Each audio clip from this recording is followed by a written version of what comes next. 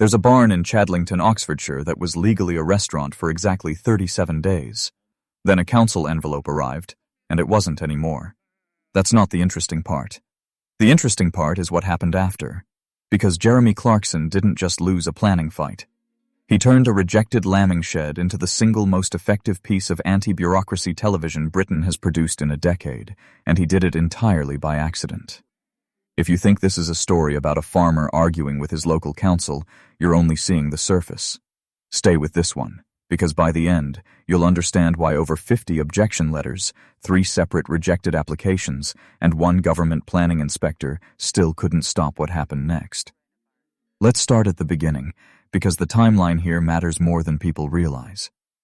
In 2020, Clarkson built a lambing shed on Diddley Squat Farm. Nothing controversial about that. Sheds get built on farms every day. But by 2021, that flock had been merged with a neighboring farmer's, and the shed sat there, mostly empty, a structure with no real purpose left. So Clarkson did what any struggling farmer with a television crew and a Sunday Times column would do. He applied to turn it into a restaurant. West Oxfordshire District Council said no. Not a soft no. A planning subcommittee formally declined the application, citing the Cotswolds area of outstanding natural beauty designation, the same protective status that governs half the buildings within 5 miles of that farm. Planning officers said a restaurant simply didn't fit the character of the land. 53 formal objections had come in from locals, 12 letters of support.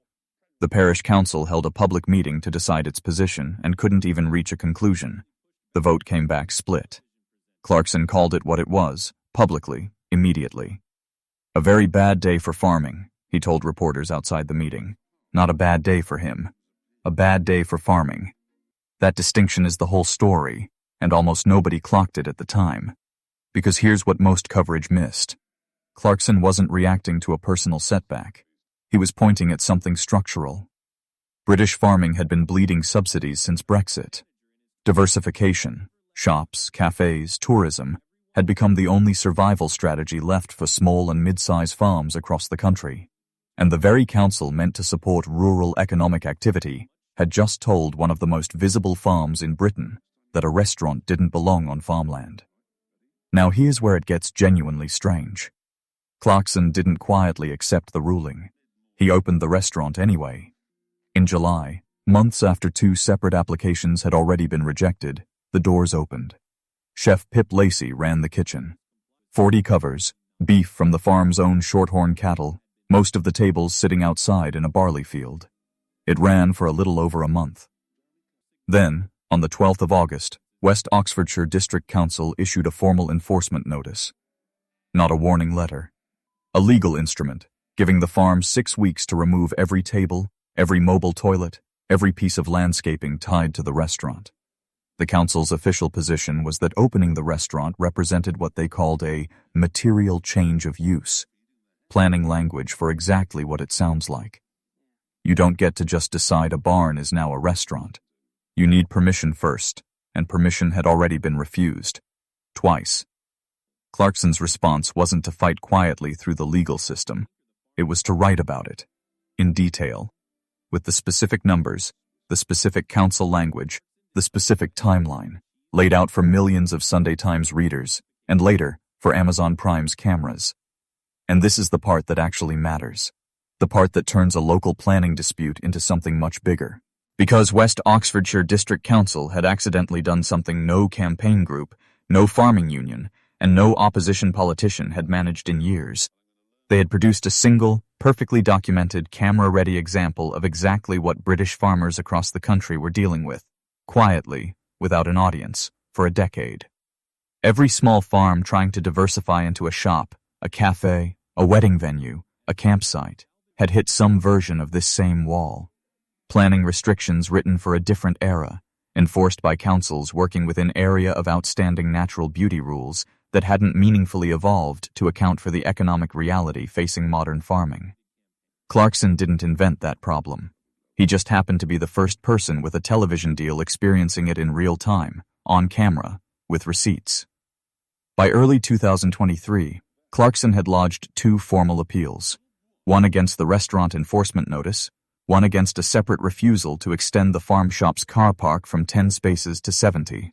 A Conservative councillor on Oxfordshire County Council publicly backed his right to appeal. The planning inspectorate scheduled a hearing for March. An independent government inspector, not the local council, not Clarkson, would now decide who was right. Here's the detail almost nobody talks about. Ahead of that vote, documents shown to Clarkson confirmed there had been no formal objections from the parish council, from Oxfordshire County Council's own transport department, from Thames Valley Police, from Environmental Health, from the district council itself, from the Cotswolds Conservation Board, from drainage authorities, or from the archaeologist. Every relevant body had signed off. The application was still refused. That's not a story about one bad decision. That's a system producing an outcome that even its own component parts didn't seem to want. The inspector's ruling, published in June 2023, split the difference in a way that satisfies nobody looking for a clean villain. Planning Inspector R.J. Perrins visited the farm twice, held hearings across 2 days, and partly upheld the council's enforcement action. Clarkson was given 6 weeks to restore the restaurant site to its original condition.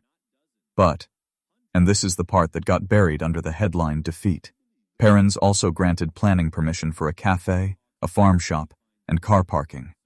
The full restaurant, the 40-cover dining room, was gone. But something had shifted. The inspector hadn't simply agreed with the council. He'd carved out space the council had refused to give. By January, before that final ruling even landed, Clarkson had already made his decision. In a letter to the council, he confirmed he was dropping the restaurant plans entirely. Not because he'd lost the appeal. He hadn't even had the hearing yet. He walked away because the fight itself had already done its job. Because here's the thing the council never seemed to fully understand.